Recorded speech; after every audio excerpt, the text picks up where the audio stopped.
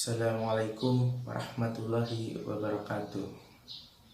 Alhamdulillah, alhamdulillahirabbil alamin.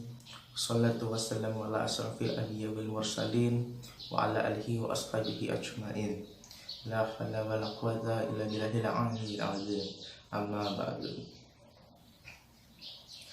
Sahabatku sekalian, tak lupa kita panjatkan syukur ke atas kehadirat Allah Subhanahu wa taala yang telah memberikan kita rahmat, hidayah, serta iman kepada kita semua, sehingga kita dapat bertemu kembali dalam rangka meningkatkan ketakwaan kita kepada Allah Subhanahu wa taala.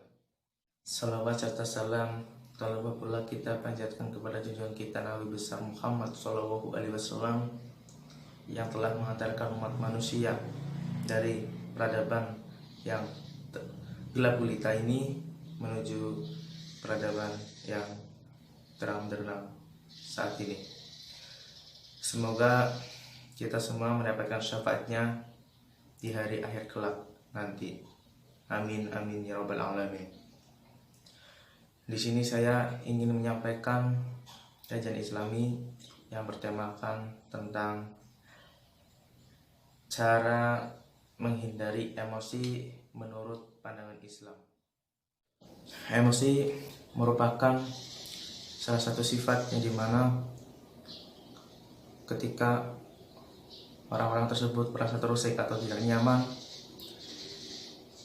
baik itu marah kepada teman, sahabat, saudara, maupun siapapun juga.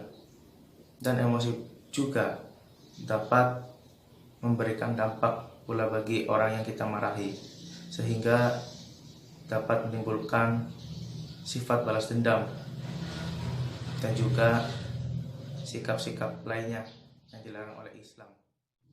Untuk sahabatku sekalian yang diridhai oleh Allah, maka dari itu hendaklah kita sebagai umat Islam, hendaklah kita bisa menahan diri dari emosi. Dan Islam juga banyak hadis yang menjelaskan bahwa Rasulullah SAW pernah memberi nasihat kepada manusia agar terhindar dari marah dan lebih baik menahan emosi. Salah satunya adalah la tahdhab falakal jannah, yang artinya janganlah marah maka bagimu surga. Hadis riwayat Tarbani. Nah, untuk sahabatku, setelah menerima materi tentang keutamaan menahan emosi, kali ini saya ingin memberikan 7 tips untuk menghindari emosi. Untuk tips yang pertama yaitu berwudu atau mandi. Emosi ini merupakan sifat dari setan. Setan ini diciptakan oleh Allah Subhanahu wa taala itu dari api. Maka dengan wudu ataupun mandi itu kita dapat menghilangkan atau memadamkan emosi tersebut yang ada dalam hati kita. Tips ini juga ada dalam hadis riwayat Ahmad dan Abu Daud, yang artinya sesungguhnya marah itu datangnya dari setan. Dan setan diciptakan dari api, dan api bisa dipadamkan dengan air. Maka ketika kalian marah, hendaklah kalian berwudu. Dan tips yang kedua yaitu memperbanyak zikir dan memohon perlindungan dari Allah Subhanahu wa taala. Dan janganlah kalian itu membaca bacaan doa dan zikir ketika sudah sholat saja, namun bacalah ketika kalian sedang marah juga, karena emosi itu datangnya dari syaitan. Maka dari itu hendaklah kita memohon perlindungan kepada Allah Subhanahu wa taala dengan membaca bacaan ta'awudz.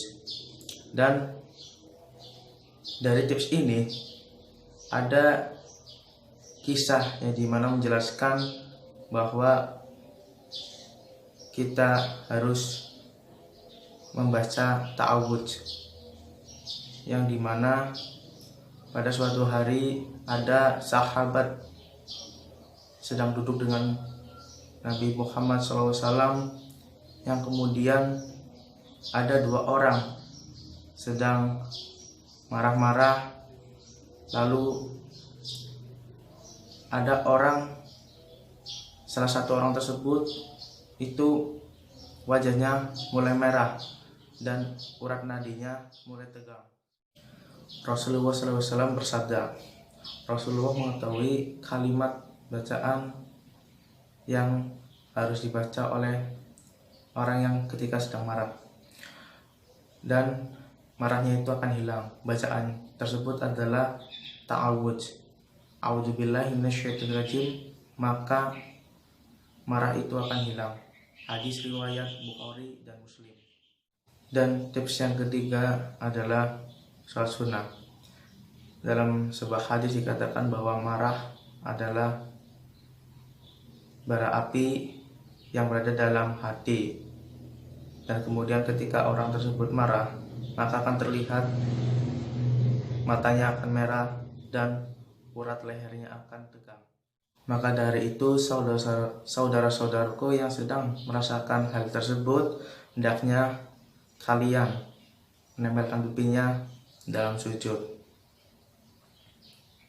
Ketika kalian marah dalam keadaan sholat belum pada waktu wajib, maka hendaklah kita melakukan sholat duha ketika kita sedang marah dalam waktu pagi, dan hendaklah kita sholat tahajud ketika kita sedang marah dalam keadaan waktu malam. Tips yang keempat yaitu mengambil posisi lebih rendah atau mengambil posisi duduk. Orang yang sedang marah cenderung akan memilih atau mengambil posisi lebih tinggi atau berdiri. Dengan berdiri, maka orang tersebut akan lebih mudah untuk melampiaskan emosinya kepada korbannya dengan cara-cara yang tidak disukai oleh Islam atau oleh Allah Subhanahu wa Ta'ala. Maka dari itu lebih baik kita mengambil posisi lebih rendah atau duduk. Maka dengan begitu orang akan memilih tidur untuk meluapkan amarahnya. Tips yang kelima yaitu diam dan menjaga ucapan. Biasanya orang yang sedang marah pasti akan mengucapkan hal-hal yang negatif atau berkata kasar.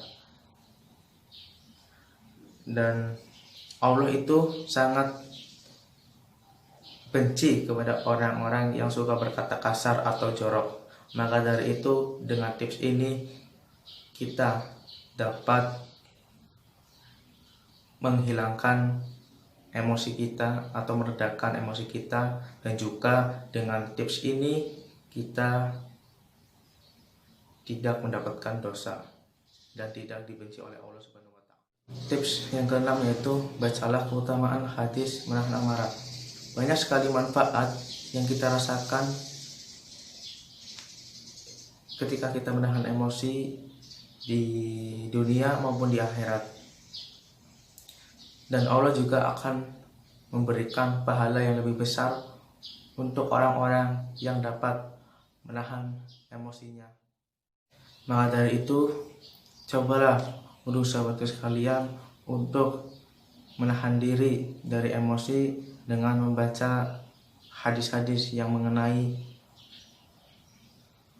keutamaan menahan emosi. Hadis-hadis tersebut antara lain salah satunya adalah dari Muadz bin Anas al-Juhani radhiyallahu anhu, Rasulullah SAW bersabda, siapa yang berusaha menahan amarahnya padahal dia mampu meluapkannya, maka dia akan Allah panggil di hadapan semua makhluknya pada hari kiamat, sampai Allah menyuruhnya untuk memilih bidadari yang ia kehendaki. Hadis riwayat Abu Daud, Tirmizi, dan dihasankan Al-Albani. Tips yang terakhir yaitu atau yang ketujuh, yaitu dengan berdoa. Doa merupakan cara terbaik untuk meminta pertolongan atau perlindungan kepada Allah Subhanahu wa taala. Mintalah ridho kepada Allah agar kita dihindari dari perbuatan marah.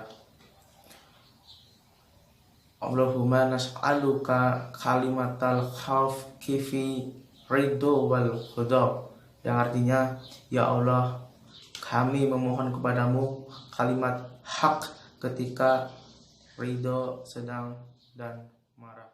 Demikianlah kajian yang bisa saya sampaikan pada kesempatan kali ini.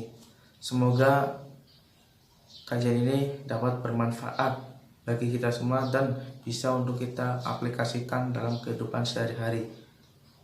Mohon maaf bila ada kesalahan, karena manusia itu sesungguhnya manusia tak luput dari salah, khilaf, dan dosa. Akhirul kalam, subhanaka Allahumma wa bihamdika ashhadu an la ilaha illa anta astaghfiruka wa atubu ilaik. Wassalamualaikum warahmatullahi wabarakatuh.